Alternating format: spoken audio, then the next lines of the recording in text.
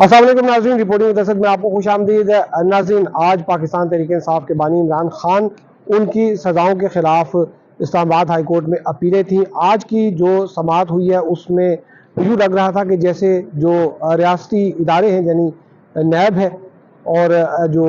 Federal investigation agency है वो कुछ जो है वो डिलेइंग टैक्टिक्स जो है वो इस्तेमाल करना चाह रहे हैं और इस केस को जो है वो लिंगर ऑन जो है वो करना चाह रहे हैं। आज की कार्रवाई में क्या हुआ और जो ये डिलेइंग टैक्टिक्स थे उस पर जो बेंच है, दो रुकनी बेंच जिसमें चीफ जस्टिस आमिर फारूक और जस्टिस मियां गुल हसन औरंगजेब है, उन्होंने उसको क्या रिएक्शन दिया इसकी हम आपको तफसीलात बताएंगे। लेकिन अभी तक अगर आपने चैनल रिपोर्टिंग असर सब्सक्राइब नहीं किया तो चैनल ज़रूर सब्सक्राइब कीजिए। नाज़रीन, आज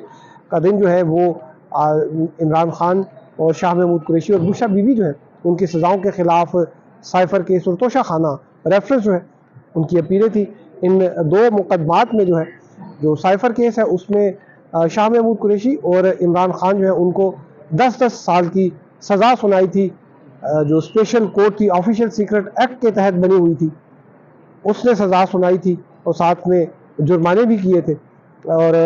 उसके बाद जो तोशा खाना रेफरेंस है उसमें भी नहायत उजरत में जो है वो सज़ा सुनाई गई, उसमें भी 14-14 साल की इमरान खान और बुशरा बीबी जो है उनको सज़ा दी गई। और इन दो मुकदमात का जो है दोनों जो सज़ाएं सुनाई गई इनमें जो बड़े जो लीगल लूप होल्स थे वो तो बेशुमार थे, लेकिन जो दो अहम चीज़ें वो ये थी कि एक में तो जिरा का हक जो है तोशा खाना रेफरेंस में मुकम्मल ख़त्म कर दिया गया और दूसरे में भी जो है वो पार्शली जो है वो ख़त्म किया गया जुज़वी तौर पर, यानी कि उसमें जो वकला सफाई थे उनके बजाय सरकारी वकील उनको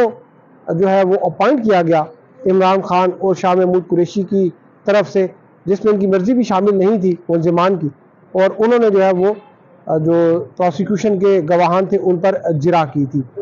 तो आज भी जब ये हियरिंग चल रही थी तो ये इशू जो है वो उठा, लेकिन बेंच ने कहा कि हम चूँकि अपीलें सुन रहे हैं तो हम ये उस वक्त सुनेंगे। आज जब समाअत का आगाज़ हुआ तो शाह महमूद कुरैशी की जो सज़ा मुअत्तली की एक पिटीशन थी उसका कहा गया कि साइफर केस में दायर की गई है, उस पर नंबर नहीं लगा, तो बेंच ने हुक्म दिया कि उसके ऊपर नंबर लगा दिया जाए। उसके बाद जो है जो असिस्टेंट अटॉर्नी जनरल है अजमत तारर, उन्होंने अदालत को जो है वो बताया कि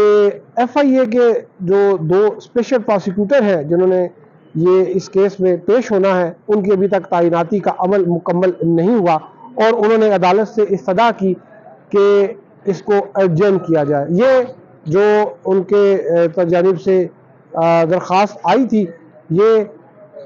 नॉर्मली जब किसी भी इदारे ने कोई डिलेइंग टैक्टिक्स जो है वो इस्तेमाल करने हो तो वो इस किस्म की बातें करते हैं कि अभी वकील नहीं हुए, अभी ये फ़लाँ चीज़ मुयस्सर नहीं है, अभी रिकॉर्ड नहीं आया। गुज़िश्ता समाअत पर इस केस का जो है वो रिकॉर्ड भी मंगवाया गया था और तारीख भी दी जा चुकी थी। जब ये बात उन्होंने की अजमत तारर ने कि अभी तक जो है वो दो स्पेशल प्रोसिक्यूटर जो है उनको तैनात किया जाना है, उनकी तैनाती का अमल जो है मुकम्मल नहीं हुआ, तो उस पर जस्टिस मियां गुल हसन औरंगजेब जो है वो बरहम हुए। उन्होंने कहा कि वी डू नॉट बॉदर। उन्होंने ये कहा कि हम आपकी ये जो स्कीम है या ये जो आपने प्ली ली है, ये आपने जो बात कर रहे हैं हम इससे मुत्तफिक नहीं है। और उन्होंने कहा कि जो दरख्वास्त समाअत के लिए मुकर्रर थी और ये काम हुकूमत का था कि वो इससे पहले अपने जो प्रोसिक्यूटर थे उनको तैनात करती। इस केस में पहले जो प्रोसिक्यूटर थे उनमें एक राजा रिजवान अब्बासी थे, एक शाह खावर साहब थे और एक जुल्फ़कार अब्बास नकवी थे। 3 प्रोसिक्यूटर थे और मेरी उनसे बात हुई थी, एक प्रोसिक्यूटर थे, उन्होंने कहा कि अभी दोबारा चूँकि हमारा जो एग्रीमेंट हुआ था वो इस बात पर हुआ था कि हमने ट्रायल कोर्ट की जो है वो केस करना है। अभी अगर इस पे अपीलों में आती हैं या अगर ये केस दोबारा रिमांड बैक होता है तो फिर नए सिरे से जो है वो एग्रीमेंट होगा और नई फीसेस जो है वो मुकर्रर होगी। तो आज जब ये उन्होंने बात की तो उसके बाद जो FIA की जानिब से तो कोई नहीं आया था, लेकिन जो स्टेट की जानिब से जो है वो फेडरल गवर्नमेंट की जानिब से जो वकील थे अजमत तारर, उनको अदालत ने हुक्म दिया कि जब तक नए प्रोसिक्यूटर तैनात नहीं होते आप खुद जो है वो हमारी जो हियरिंग होगी उसके नोट वगैरह जो है वो आप खुद लिखेंगे, और जब भी प्रोसिक्यूटर जो है वो कोई तैनात होगा तो आप उसको बताएंगे कि यह प्रोसीडिंग हुई है, आप उसको ब्रीफ करेंगे। उसके बाद जो है वो सलमान सफदर जो उन्होंने कहा कि देखें ये एक दिन में 25 जो है वो प्रोसिक्यूशन विटनेसेस यानी सरकारी गवाहान जो थे उनको बुलाया गया, और मिडनाइट यानी कि आधी रात तक जो है वो उनके बयानात कलमबंद होते रहे। ऐसा पहले कभी भी नहीं हुआ। तो उनका ये कहना था कि हम ये अपनी जो एक दरख्वास्त है उसमें हमने कहा कि कन्विक्शन उसको भी सस्पेंड किया जाए और सज़ा को जो यानी कि 10 साल की सज़ा है उसको भी सस्पेंड किया जाए। इस पर जो जस्टिस मियां गुल हसन औरंगजेब है उन्होंने कहा कि कन्विक्शन जो है वो अभी सस्पेंड जो है हम नहीं कर सकते, उसकी दरख्वास्त अभी हम नहीं सुनेंगे, क्योंकि जो कन्विक्शन को मुअत्तल करने का जो है वो मामला, इसका ये मतलब है कि आपकी सज़ा ही खत्म हो जाए, नाअहली भी खत्म हो जाए। तो उन्होंने कहा ये इस किस्म की एक दरख्वास्त जो है वो सुप्रीम कोर्ट में पेंडिंग है, हम फिर ये कर देते हैं कि उसके आने का, उसके फैसले का इंतजार करते हैं, सैनिटाइज एडजर्न करते हैं, यानी कि गैर मुय्यना मुद्दे तक इसको हम एडजर्न कर देते हैं। या दूसरी सूरत यह है कि फिर हमने अगले हफ्ते जो है वो अपीलों की समाअत करेंगे, तो आप वहां पर अपना जो है अपना केस करें। तो बैरिस्टर अली जफर जो है वो अदालत की इस बात से मुत्तफिक थे कि आइंदा हफ्ते जो अपीलों की समाअत होगी हम उस पर अपना ये केस लड़ेंगे, और सस्पेंशन ऑफ कन्विक्शन का जो मामला है वो अभी फिलहाल दरमियान से निकल गया है। इस पर अदालत ने जो है वो फिर अपना ऑर्डर डिक्टेट किया कराया, आइंदा मंगल तक जो है वो इसकी समाअत रखी है, और अदालत ने जो है वो अपने ऑर्डर डिक्टेट कराते हुए ये कहा है कि जो हुकूमत का रद्द अमल था, जो कंडक्ट था, वो उसको अप्रिशिएटेबल नहीं था, प्रॉम्प्ट नहीं था, यानी कि उसको हम पसंदीदगी की निगाह से नहीं देखते, और इसलिए उन्होंने कहा कि आइंदा जो हियरिंग होगी उससे पहले पहले जो है वो प्रोसिक्यूशन की तैनाती का अमल जो है मुकम्मल कर लिया जाए, प्रोसिक्यूटर्स की तैनाती का अमल मुकर्रर कर दिया जाए। फिर दूसरा केस आया तोशाखाना रेफरेंस का, उसमें जो नैब की तरफ से अजहर मकबूल शाह पेश हुए, और उन्होंने आते साथ ही कहा, जब अदालत ने कहा कि हम इसको भी आइंदा मंगल के लिए रखते हैं, तो उन्होंने कहा नहीं भी इसको आगे ले जाए, इसको 11 तक ले जाए। तो जो जज साहब है चीफ जस्टिस, उन्होंने कहा कि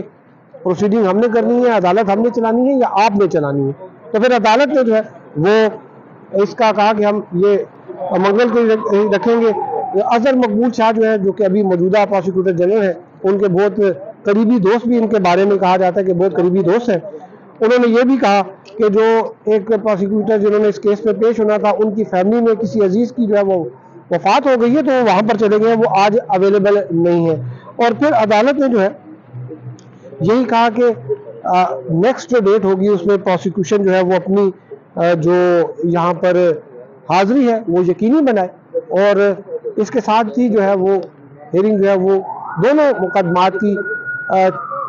5 मार्च तक जो है वो एडजर्न हो गई है। साथ में आज इद्दत का जो केस था उसकी भी आज सजा हुई थी, जो इसमें इमरान खान साहब को जो गुज़िश्ता माह, तो उसकी भी आज हियरिंग हुई और सेशन कोर्ट में, और उसमें भी जो है वो जो अपील है उस पर नोटिस हो गया, एडमिट फॉर हियरिंग हो गई है वो जो दरख्वास्त है, और 11 मार्च को इम्कान है कि उस पर भी कोई जो सज़ा मुअत्तली के है हवाले से जो इनकी एप्लीकेशन है उस पर फैसला आ सकता है। तो यूँ अगर हम देखें तो जिस तरीके से चीज़ें चल रही हैं, तो लगता यही है कि इमरान खान साहब जो है वो बाहर आ जाएंगे किसी वक्त,